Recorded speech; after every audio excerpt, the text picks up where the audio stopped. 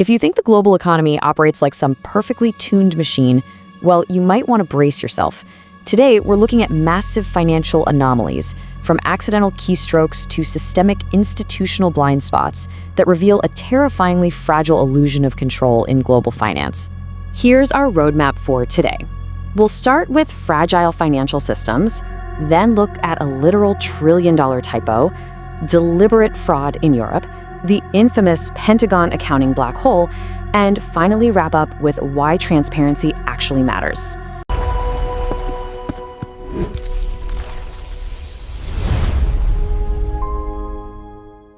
All right, starting with Section 1, Fragile Financial Systems and the Illusion of Absolute Control. We all like to imagine that strict, infallible regulations govern global finance, right?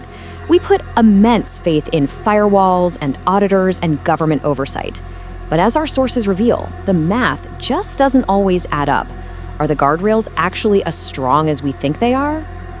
Let's move right into Section 2, the trillion-dollar typo and Citigroup's massive 2024 blunder. So picture this, it's April 2024. Citigroup, which is the third largest bank in the entire United States, accidentally credits a totally regular account holder in Brazil with, get this, $81 trillion. I mean, for a brief, wild period, this everyday customer was on paper the wealthiest human being in history. We're talking more money than the combined economies of most nations on Earth. Now you're probably asking, how does that even happen? Well, it's actually terrifyingly simple.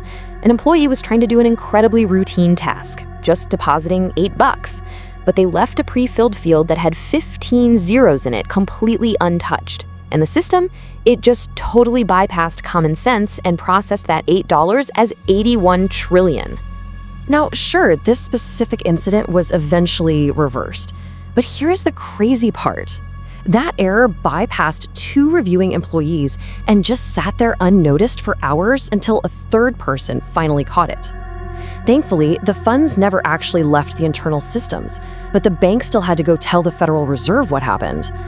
And even more alarmingly, Citigroup admitted to 10 other major near misses that exact same year, with each one involving at least $1 billion. So much for foolproof tech. So it's one thing to have a massive internal computer glitch where the money is quickly clawed back, but it's an entirely different ballgame when the money actually leaves the system on purpose. Seriously, how does $1 billion literally vanish into thin air? That brings us to Section 3, Feeking the Billions, where we look at deliberate fraud in Europe. Moving from accidental typos to complex, highly organized deception, let's talk about the 2014 Moldova bank heist, where $1 billion just vanished. To put that into perspective, that theft was roughly 12% of the country's entire gross domestic product. Imagine 12% of your own nation's economic output just disappearing in a matter of days. It's almost unthinkable. And the mechanics of this were incredibly brazen. Insiders who had serious political influence basically channeled these funds through 3 major banks. They used this totally opaque maze of shell companies, offshore accounts, and fraudulent loans. By the time anyone caught on to the scheme, the money was entirely unrecoverable. The mastermind actually escaped the country, and the government quietly bailed out the banks. So who ended up holding the bag? The taxpayers, of course. Escalating from that to massive corporate fraud, the rapid collapse of the German fintech giant Wirecard is just staggering. Despite years of journalists waving red flags, it wasn't until April 2020 that a special KPMG audit noted they couldn't verify massive sums of cash. Fast forward to mid-June, and 2 Philippine banks confirmed that documents were straight up forged. Just days after that, it was announced that 1.9 billion euros sitting in escrow accounts officially did not exist. The company filed for bankruptcy, and its stock absolutely plummeted. As research from Lewis University highlights, this wasn't just some bad apples at a corporation, it was a total systemic collapse of external oversight. The real mystery here isn't just that Wirecard executives lied, it's how the market watchdogs, the very people whose sole job is to protect the public, let them get away with it for over a decade. And those failures happened on 2 major fronts. On one side, you have the auditors at Ernst & Young missing the fraud for 12 straight years because they were heavily prioritizing basic compliance box ticking over actual fraud detection. They just completely ignored glaring alarm bells. On the other side, BaFin, the German regulator, was actually overprotective. They treated Wirecard like this national champion that had to be aggressively defended, rather than a suspect that needed to be investigated. All right, now we reach the climax of this explainer in Section 4, the Pentagon accounting black hole and systemic institutional dysfunction.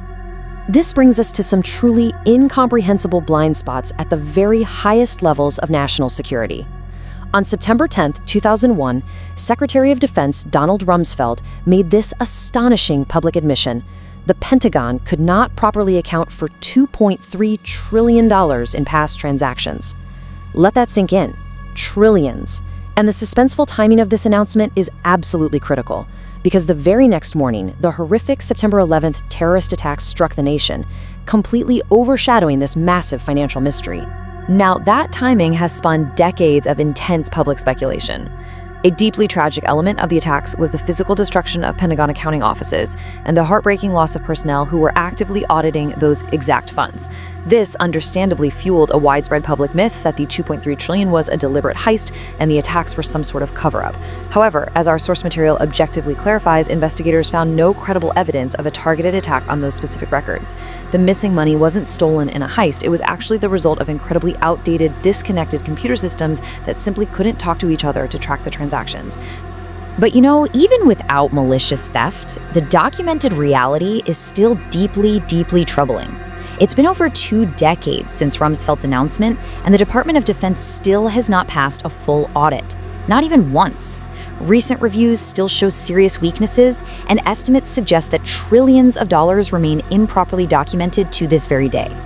For an institution that wields an annual budget of over $800 billion, this ongoing failure raises massive, unresolved questions about basic institutional accountability. Which brings us to our final part, Section 5, Why Transparency Matters and the True Cost of Opaqueness.